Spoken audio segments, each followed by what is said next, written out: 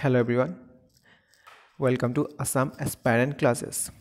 যোৱা লাষ্ট ক্লাছত আমি আসাম হিষ্ট্ৰী প্ৰথমটো পাৰ্ট ডিসকাস কৰিলো। আজি আমি দ্বিতীয়টো পাৰ্ট ডিসকাস কৰিম।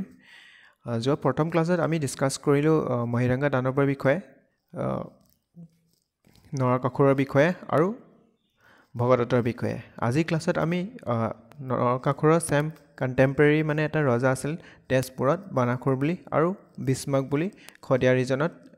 এই দুটা ৰজাৰ বিষয়ে আজি আমি ইয়াত ডিসকাস কৰিম। ওকে, তো আজি আমি ডিসকাস কৰো বানাসুৰৰ বিষয়ে। তো বানাসুৰৰ তাৰ কেপিটেলটো আছিল শোণিতপুৰত আৰু তেওঁ এখন মন্দিৰ এখন বনাইছিল যোনটো তেজপুৰত বৰ্তমান মহাভৈৰৱ টেম্পল বুলি আমি জানো সকলোৱে। আৰু ইয়াত ইন্টাৰেষ্টিং ষ্টৰী এটা আছে, হেতু আমি শুনো। বানাসুৰৰ এটা তাৰ জীয়েক আছিলে, জীয়েকটোৰ নাম হ'ল উষা কি হৈছিলে, এদিন উষাই তাৰ খপনত আছিলে, খপনত তেওঁ এখন প্ৰিন্সেছ এখন দেখিলে। সেই প্ৰিন্সেছটো তেওঁ কি কৰিলে, গম পোৱা নাছিলে কোন হয় বুলি। আৰু উষাৰ এজনী বান্ধৱী আছিলে, বান্ধৱী তেওঁ এই গোটেই কথাখিনি গোটেই ষ্টৰীখিনি ক'লে। আৰু উষাৰ যোনটো বান্ধৱী তাৰ নামটো হ'ল চিত্ৰলেখাৰ মানে এটা পাৱাৰ এটা আছিলে, এটা মেজিকেল পাৱাৰ এটা আছিলে। তেওঁ মানে আৰ্টত বহুত মানে আৰ্ট আৰু তাৰ মেজিকেল পাৱাৰত গোটেই এটা পাৱাৰ আছিলে। মানে সেই পাৱাৰটো লৈ কি কৰিলে, উষাই যোনটো প্ৰিন্সৰ কথা ই খপনত দেখিছিলে সেই সেম কথাখিনি তাৰ চিত্ৰলেখাত ক'লে। চিত্ৰলেখা চিত্ৰটো আঁকি মানে ষ্টাৰ্ট কৰিলে আৰু গোটেই আঁকি মানে সম্পূৰ্ণ হোৱাৰ পিছত উষাক দেখাৰ পিছত উষাই ক'লে হয় এইটোৱে হয় বুলি। তেতিয়া কি কৰিলে, সেই প্ৰিন্সেছটোৰ নাম আছিল অনিৰুদ্ধা, যোনটো মানে কৃষ্ণৰ গ্ৰেণ্ডছন আছিলে। এদিন কি কৰিলে, উষা আৰু চিত্ৰলেখাই মিলি মানে অনিৰুদ্ধ মানে খপনত আছিলে, সেই খপনৰ পৰা উঠাই আনি অনিৰুদ্ধক উষাৰ ওচৰত লৈ আনি উষাক দেখালে।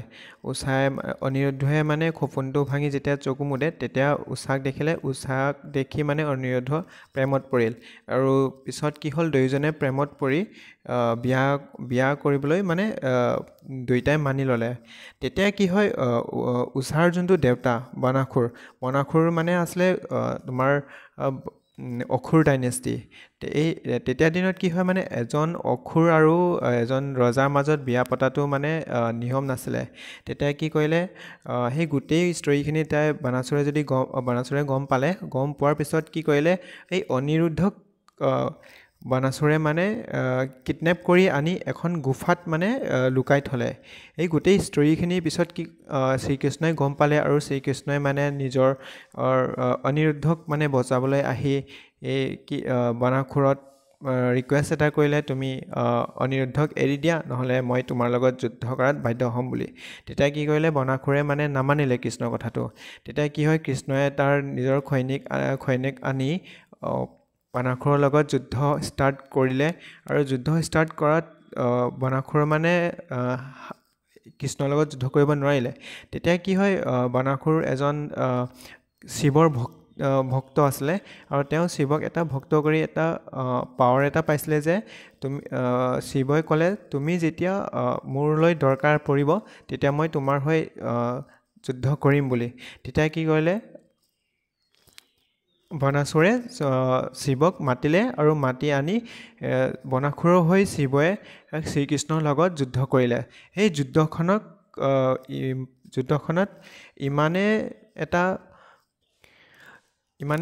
ভয়ংকৰ যুদ্ধ হয়, তাত মানে গোটেই দুয়োপক্ষৰ সৈনিককেইটা মৰিলে। ইমানেই বেছি মৰিলে যে জেগাখনত তেজে হৈ গ'ল। আৰু সেই জেগাখিনিত আমি বৰ্তমান তেজপুৰ বা শোণিতপুৰ বুলি গম পাওঁ। এই গোটেই যুদ্ধখনত আমি হৰি যুদ্ধ বুলি গম পাওঁ। হৰ মানে মহাদেৱ আৰু হৰি মানে শ্ৰীকৃষ্ণ। যুদ্ধ চলি আছিলে। তেতিয়া কি কৰিলে, মাজতে ব্ৰহ্মদেৱ আহিল। ব্ৰহ্মদেৱে যুদ্ধখন ৰখাবলৈ আহিলে আৰু বানাসুৰক ৰিকুৱেষ্ট কৰিলে যে তুমি অনিৰুদ্ধ আৰু উষাৰ বিয়াটো কৰি দিয়া বুলি। তেতিয়া কি কৰিলে, বানাসুৰে ব্ৰহ্মদেৱৰ কথাটো মানিলে আৰু দুয়োজনক বিয়া কৰিলে। অ'কে, আনাডাৰ নেক্সট ইম্পৰ্টেণ্ট নৰকাসুৰৰ কণ্টেম্পৰেৰী ৰজা আছিলে, তাৰ নাম হ'ল বিস্মাক।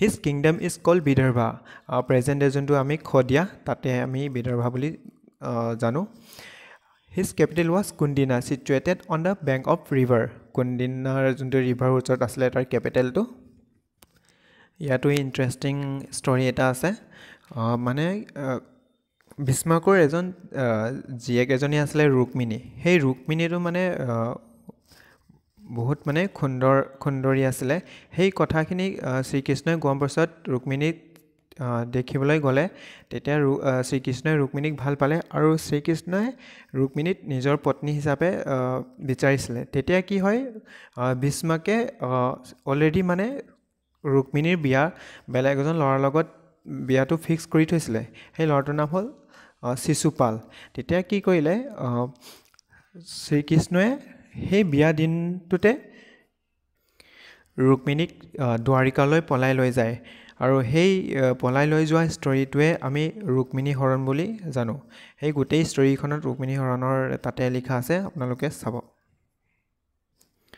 ইয়াত আমাৰ এক্সামৰ প্ৰস্পেক্টিভ ফালৰ পৰা ইম্পৰ্টেণ্ট হোৱাটো হ'ল ভীষ্মক কৰ ৰজা আছিলে বিদৰ্ভাৰ ৰজা আছিলে আৰু কোনটো ৰিভাৰ ওচৰত আছিলে সেইটো কুণ্ডিনা ৰিভাৰ ওচৰত আছিলে আৰু বানাসুৰৰ যদি চাওঁ বানাসুৰৰ কণ্টেম্পৰেৰী যদি আমি চাওঁ তাত আমাৰ ইম্পৰ্টেণ্ট হ'ল আমাৰ বানাসুৰৰ যোনটো কেপিটেল আছিলে সেইটো শোণিতপুৰ আছিলে আৰু তেওঁ মহাভাৰত টেম্পলখন বনাইছিলে আৰু নেক্সট আমি ইয়াৰ পিছত আমি নেক্সট টপিকটো আমি ডিছকাছ কৰিম আমাৰ এনচিয়েণ্ট হিষ্ট্ৰী যোনখন আমাৰ বাৰ্মান ডাইনেষ্টিটো আমাৰ 4th চেঞ্চুৰীৰ পৰা ষ্টাৰ্ট কৰি 12th চেঞ্চুৰীকে আমি বাৰ্মান ডাইনেষ্টি বুলি গম পাওঁ সেইটো আমি নেক্সট ক্লাছত ডিছকাছ কৰিম আফটাৰ দ্য ভীষ্মক